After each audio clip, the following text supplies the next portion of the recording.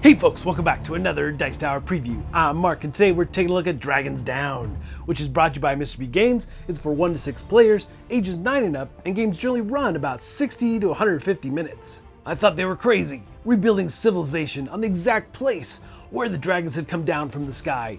Even if it had been over 200 years, everyone knows a dragon's lifetime can be far longer than that. Yet, here I am, like all the other fools, driven by my thirst for fame and to fill my satchel with coin. I arrived in the village at the same time as the other adventurers. Dragons Down is an adventure game inspired by the classic game Magic Realm. The game is set in a fantasy world where players act as adventurers, seeking fame and glory, seeking hidden treasure sites, looting great treasures and epic artifacts, fighting monsters and perhaps each other, all while attempting to become a legend. Each turn of the game, there are many possibilities available to you. You can hide from monsters, you can move around the realm, search for treasure sites or hidden paths, loot found treasure sites, but always staying alert for trouble, prepare magic, enchant the realm, and or rest from your wounds. By slaying monsters, looting epic treasures, completing quests, or even hunting down your fellow adventurers, you will accumulate fame and fortune. Although, a winner is crowned for collecting the most legend points and retiring.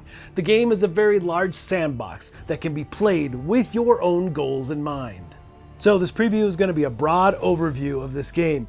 If you want more information, you want to see a turn-by-turn play, there's some great videos around that, go check them out. I want to give you a feel though of this and some of my experiences around it. So this truly is a big sandbox game.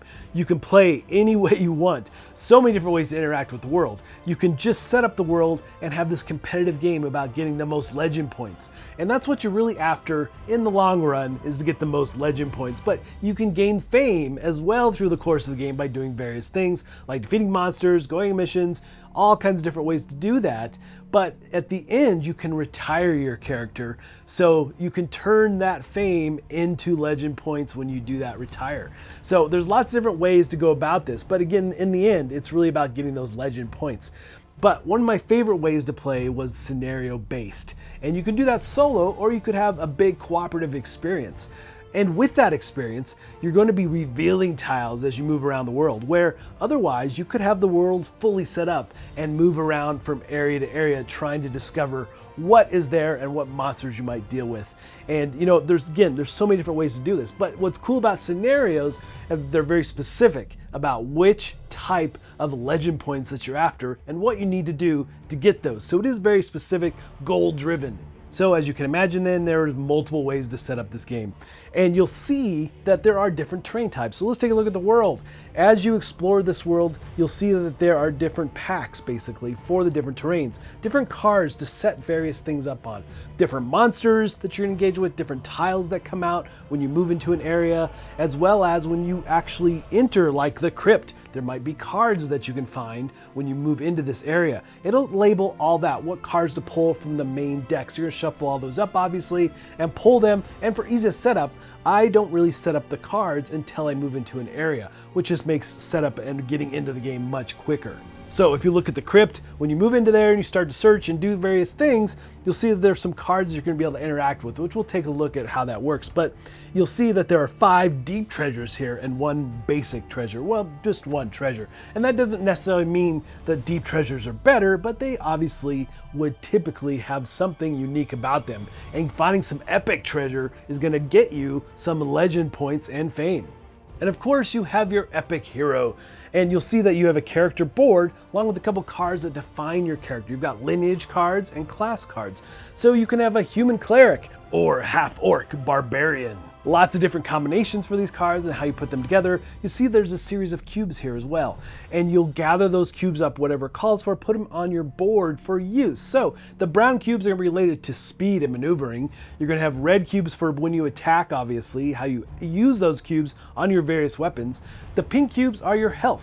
And you've got some green and other types of cubes for like spells, things like that as you move into areas. Spells can come in different flavors, so you'll have different types of cubes for them, which is really neat.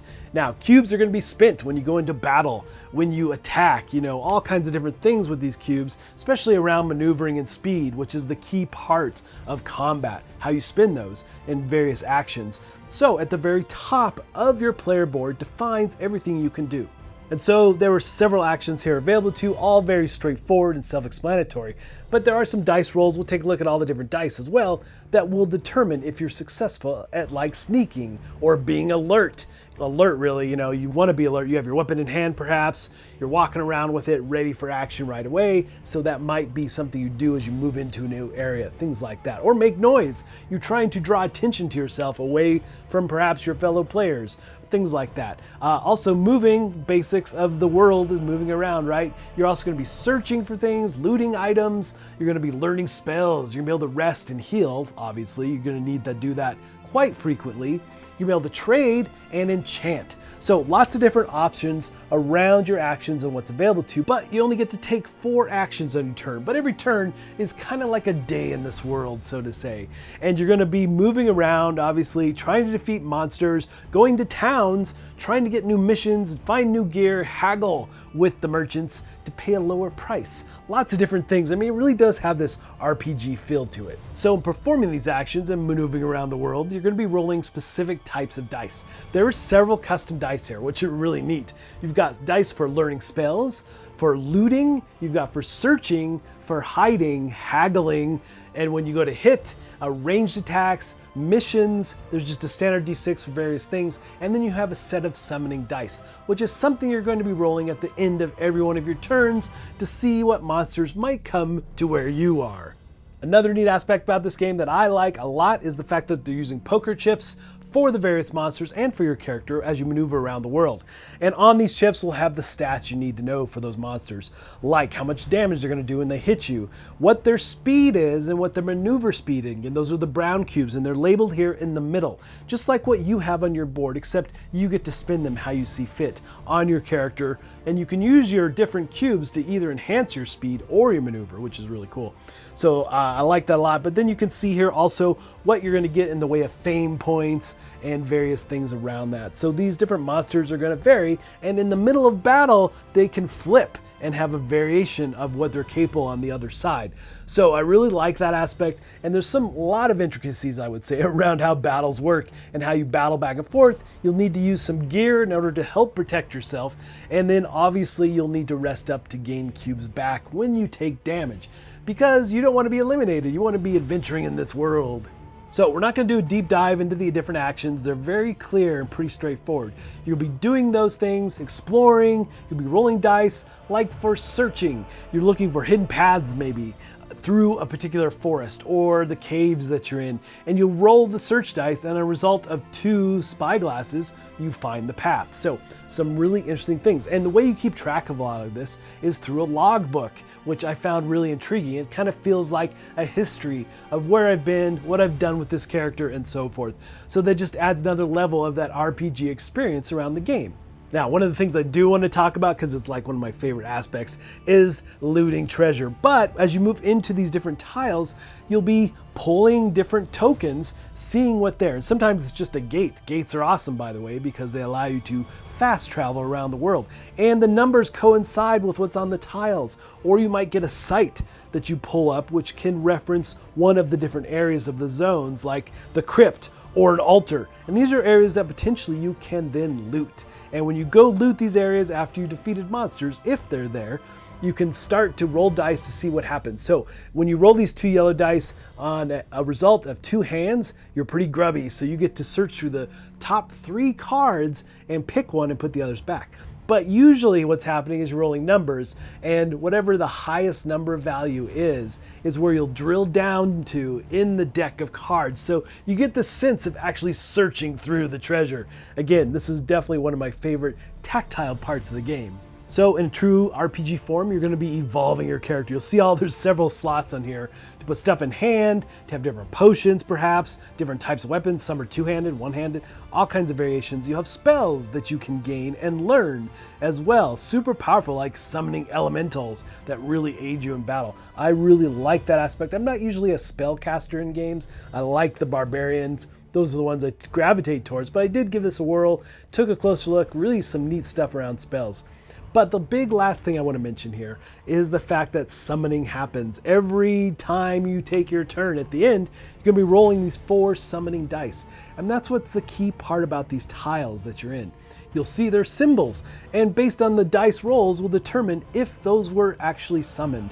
So if you get the claw mark and a mountain, you're going to be pulling griffins and dragons to the party, and the number values show how many of these show up. So it's definitely, they show up where you are on the tile.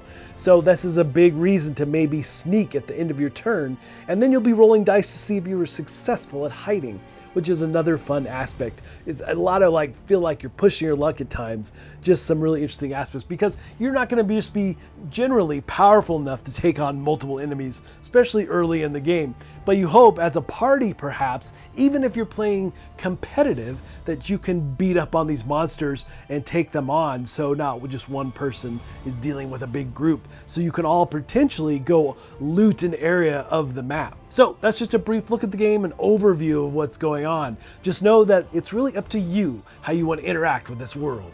Alright folks, just a reminder once again, this has been a Dice Tower paid preview, and everything you've seen has been in prototype form, so keep a close eye on the campaign for any changes that still may occur. Now with that said, if you are a fan of Magic Realm, this might really appeal to you. I know the designer was a huge fan, and he tried to really give you the same feel and vibe that that old game did, but in a much streamlined fashion.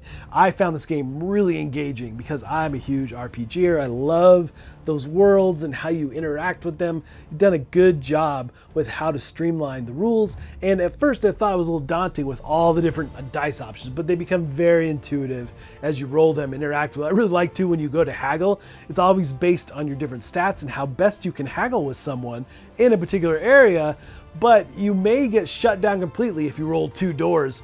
The merchant is just like, nope, I'm not even talking to you, you're out. So some really fun, again, like I said, some push your luck elements here for sure. The world is rich and inviting, and I love the fact that it's just opened itself up to have all kinds of fan scenarios and different types of interactions that you can go after, like again, cooperative, solo play, or just straight up a competitive game, going for those legend points. So if this looks like something of interest to you, I'm sure they'd appreciate your support. So I think that's it for me, and until next time, we'll see you at the table.